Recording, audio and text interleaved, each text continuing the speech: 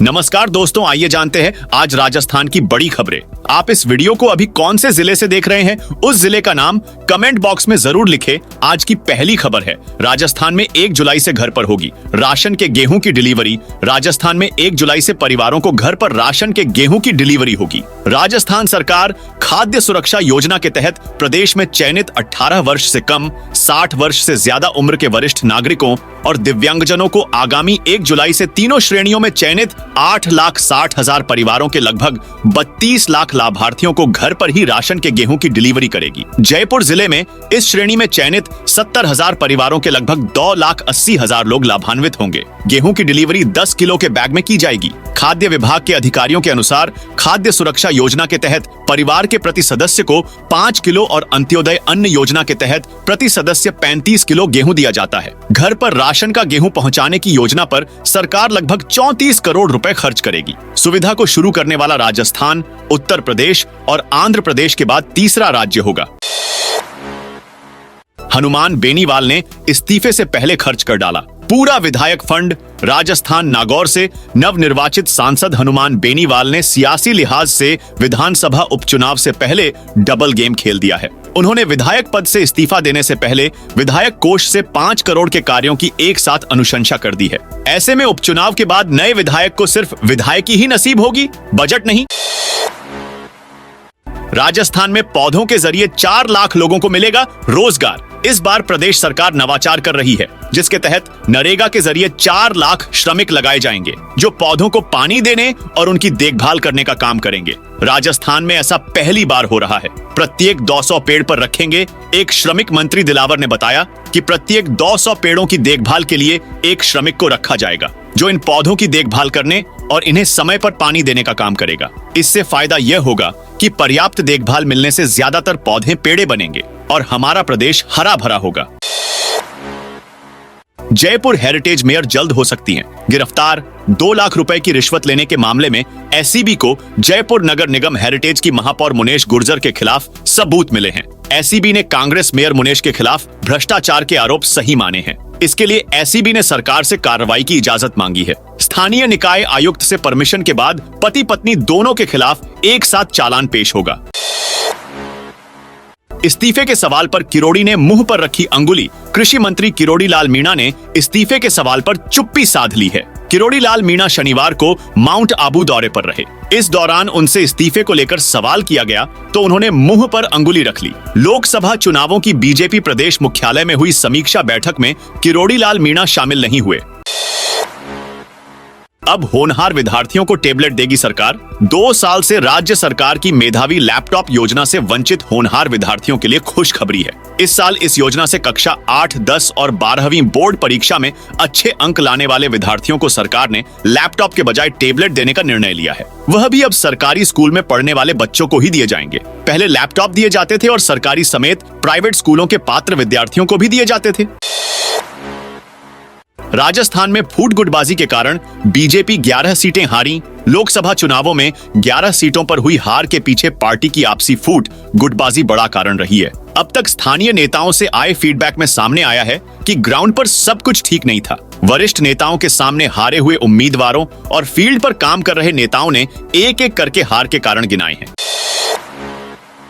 एक बार फिर राहुल गांधी ने ईवीएम पर उठाए सवाल। लोकसभा चुनाव खत्म हुए 12 दिन और नई सरकार बने 7 दिन हो चुके हैं, लेकिन इलेक्ट्रॉनिक वोटिंग मशीन ईवीएम का विवाद खत्म नहीं हो रहा। कांग्रेस सांसद राहुल गांधी ने रविवार 16 मई को कहा, भारत में ईवीएम ब्लैक बॉक्स की तरह है, किसी को भी इसकी जांच की अनुमति नहीं है। राहुल का बयान दुनिया के सबसे अमीर बिजनेसमैन एलॉन मस्क के एक सोशल मीडिया पोस्ट के बाद आया है। टेस्ला के सीईओ मस्क ने 15 जून को लिखा, ईवीएम को खत्म कर देना चाहिए, इसे इंसानों या एआई द्वारा हैक किए जाने का खतरा है। हालांकि ये खतरा कम है, फिर भी बहुत ज्यादा है। अमेरिका में इससे वोटिंग नहीं करवानी चाहिए।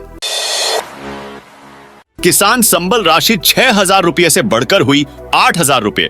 राजस्थान के मुख्यमंत्री भजनलाल शर्मा ने किसानों के हित में बड़ा फैसला लिया है। सीएम ने किसानों की समस्याओं को समझते हुए सम्मान निधि को बढ़ाया है, जहां किसानों को पूर्व में मिल रही संबल राशि 2,000 रुपये को बढ़ाकर 8,000 रुपये किया जा रहा है। इसकी जानकारी खुद सीएमओ से साझा की गई है। सोशल मीडिया हैंडल पर पोस्ट कर लिखा कि किसानों को संबल देने के लिए राज्य में सम्मान निधि की राशि 2,000 रुपये बढ़ाकर 8,000 रुपये कर दी गई है। 1 जुलाई से 3 नए कानून पुलिस को हर तलाशी, बरामदगी और हादसे की वीडियोग्राफी करनी होगी, ऐप पर करना होगा अपलोड। पूरे देश में 1 जुलाई से 3 नए कानून लागू हो जाएंगे। इन कानूनों के तहत पुलिस को आरोपी के घर में घुसने, तलाशी लेने और हर बरामदगी की वीडियोग्राफी कर मौके पर ही मीमो बनाना होगा और वीडियो ऐप में अपलोड करने आएंगे। लेकिन एनसीआरबी ने अब तक राजस्थान पुलिस को यह ऐप ही साझा नहीं किया है। इसके चलते पुलिस कर्मियों का न तो यह पता है कि ऐप कैसा होगा, कैसे काम करेगा और तकनीक क्या होगी। ऐप का ट्रायल नहीं होने से यह भी पता नहीं चल पाया है कि उसे चलाने में क्या समस्याएं सामने आ सकती हैं। राजस्थान स्टेट ओपन परीक्षाएं 24 से, Rajasthan state open school Jaipur उच्च माध्यमिक तथा माध्यमिक परीक्षाएं 24 जून से शुरू होगी। एसएसओ आईडी अनिवार्य रूप से बनाकर अपने नामांकन संख्या से मैप कर लें। परीक्षार्थी RSOS की मोबाइल एप्लीकेशन या वेबसाइट से अपना प्रवेश पत्र डाउनलोड करके उसका प्रिंट ले। प्रवेश पत्र को प्रमाणित कराने की जरूरत नहीं होगी। परीक्षा केंद्र पर परीक्षार्थी अपना प्रवेश पत्र व फोटोयुक्त पहचान पत्र लेकर उपस्थित होंगे। सीकर में नटराज होटल का अतिक्रमित हिस्सा तोड़ा। कोर्ट के आदेश के बाद सीकर में आज पीडब्ल्यूडी विभाग और नगर परिषद द्वारा अतिक्रमण तोड़ने की कार्रवाई की गई। यह कार्रवाई सीकर में कल्याण सर्किल स्थित होटल नटराज पर की गई। अतिक्रमित हिस्से को तोड़ने में करीब 6 घंटे से ज्यादा का समय लगा। इस दौरान कल्याण सर्किल से नवलगढ़ पुलिया तक ट्रैफिक भी बंद रहा। मलबा हटाने के बाद ट्रैफिक वापस शुरू किया जाएगा। केंद्रीय मंत्री चौधरी बोले, 3 कृषि बिल वरदान साबित होते। केंद्रीय कृषि राज्य मंत्री भागीरथ चौधरी ने कहा है कि अगर कोरोना नहीं आता तो देश के किसान की आय 2022 तक दोगुनी हो जाती। पीएम नरेंद्र मोदी ने किसानों की आय दोगुना करने की घोषणा की थी, लेकिन कोरोना महामारी के कारण 2-2.5 साल काम नहीं हो सका। पीएम मोदी किसानों को समृद्ध बनाने की दिशा में दिन रात काम कर रहे हैं, लेकिन विपक्ष नहीं चाहता कि किसान संपन्न बने। चौधरी शनिवार को प्रदेश बीजेपी मुख्यालय में मीडिया से बातचीत कर रहे थे। चौधरी ने कहा, मोदी सरकार किसान हित में 3 कृषि बिल लेकर आई थी। तीनों कृषि बिल किसानों के लिए वरदान साबित होते, लेकिन वे राजनीति का शिकार हो गए और लागू नहीं हो सके। कुवैत में सड़कों पर रात बिता रहे राजस्थान के मजदूर बुधवार 12 जून को कुवैत के मंगाफ शहर में 7 मंजिला इमारत में आग लग गई थी। हादसे में मारे गए 49 में से 45 मजदूर भारतीय थे। हादसे से सबक लेते हुए कुवैत में जर्जर इमारतों में एक कमरे में बड़ी संख्या में रहे मजदूरों को निकाला जा रहा है। मजदूर सामान के साथ सड़कों पर हैं। डीप फेक रोकने के लिए डिजिटल इंडिया बिल लाएगी। मोदी सरकार आर्टिफिशियल इंटेलिजेंस AI से जनरेट किए गए डीप फेक वीडियो और कंटेंट पर रोक लगाने के लिए मोदी सरकार डिजिटल इंडिया बिल लाने वाली है। इंडिया टुडे की रिपोर्ट के मुताबिक इस विधेयक में AI टेक्नोलॉजी के बेहतर उपयोग और तरीकों पर चर्चा होगी। सूत्रों के मुताबिक सरकार इस बिल के लिए विपक्षी दलों के समर्थन की भी कोशिश करेगी।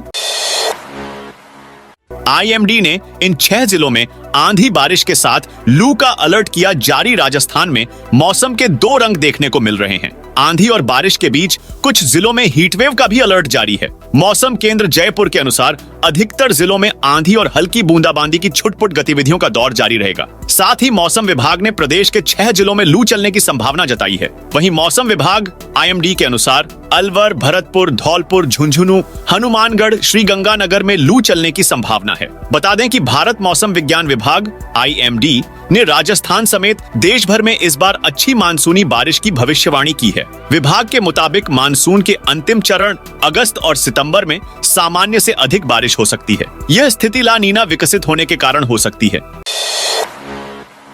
राजस्थान में बजट सत्र से पहले ब्यूरोक्रेसी में होगा बदलाव। राजस्थान की भजनलाल सरकार सत्ता में आते ही ब्यूरोक्रेसी में लगातार बदलाव कर रही है। 6 माह बाद भी अभी तक 100 से ज्यादा IAS, IPS और IFS पुराने पदों पर ही जमे हैं। इनमें वित्त, चिकित्सा, राजस्व मंडल सहित कई अहम पदों पर पिछली कांग्रेस सरकार के समय के ही अधिकारी काम संभाल रहे हैं। अब एक बार फिर ब्यूरोक्रेसी में बदलाव को लेकर तैयारी शुरू हो गई है। आगामी माह में विधानसभा बजट सत्र भी शुरू होने जा रहा है। इसे देखते हुए माना जा रहा है कि महत्वपूर्ण विभागों में बदलाव बजट सत्र के बाद होगा।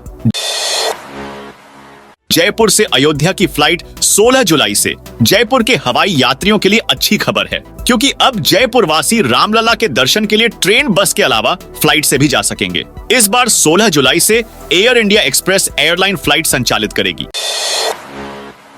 फिर बदला परीक्षा का पैटर्न, अब बहुविकल्प नहीं, लिखित में देने होंगे उत्तर अलवर। राजर्षि भर्तृहरि मत्स्य विश्वविद्यालय में पढ़ाई करने वाले स्नातक के 35,000 विद्यार्थियों की द्वितीय सेमेस्टर परीक्षा के पैटर्न में बदलाव किया गया है। अब बहुविकल्प की जगह परीक्षार्थियों को लिखित में प्रश्नों के उत्तर देने होंगे। तो दोस्तों, यह थी राजस्थान से जुड़ी आज की बड़ी खबरें।